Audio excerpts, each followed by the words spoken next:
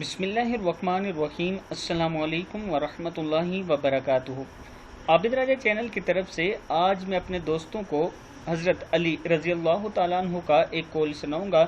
اس سے پہلے میں اپنے تمام دوستوں سے گزارش کروں گا کہ اگر آپ نے ابھی تک میرے چینل عابد راجہ کو سبسکرائب نہیں کیا تو ضرور کر لیں۔ اس ویڈیو کو آپ نے آگے ضرور شیئر کرنا ہے۔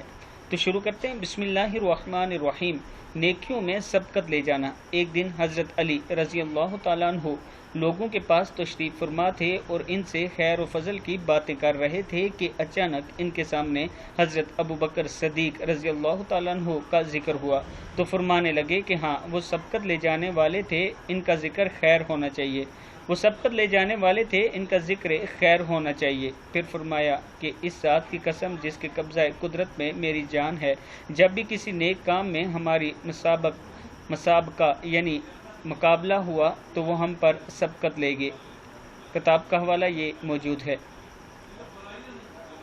حوض کوثر پر رفاقت نبی صلی اللہ علیہ وسلم۔ ایک دن حضرت ابو بکر صدیق رضی اللہ تعالیٰ عنہ نبی اکرم صلی اللہ علیہ وسلم کی خدمت اقدس میں بیٹھے تھے کہ آپ صلی اللہ علیہ وسلم نے ارشاد فرمایا، اے ابو بکر رضی اللہ تعالیٰ عنہ، تم حوض کوثر پر میرے رفیق اور غار میں میرے صاحب ہو۔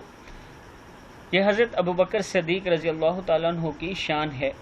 میں اپنے دوستوں سے گزارش کروں گا کہ نہ ہی صحابہ کرام کو اور نہ ہی اہل بیت کو برا بلا کہو، اس وجہ سے کہ اگر ان دونوں ہستیوں میں سے کسی ایک کو بھی برا کہو گے تو آپ ایمان سے چلے جاؤ گے۔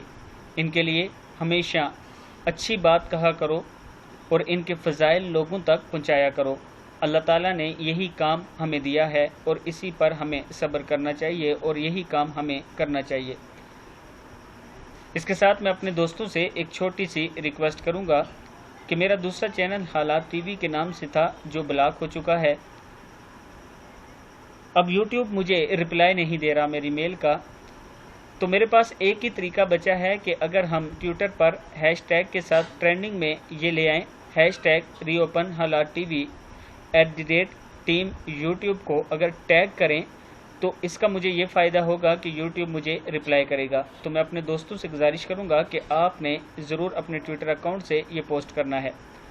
اس کے ساتھ اس ویڈیو کو بھی آپ دوستوں نے آگے ضرور شیئر کرنا ہے۔ السلام علیکم ورحمۃ اللہ وبرکاتہ۔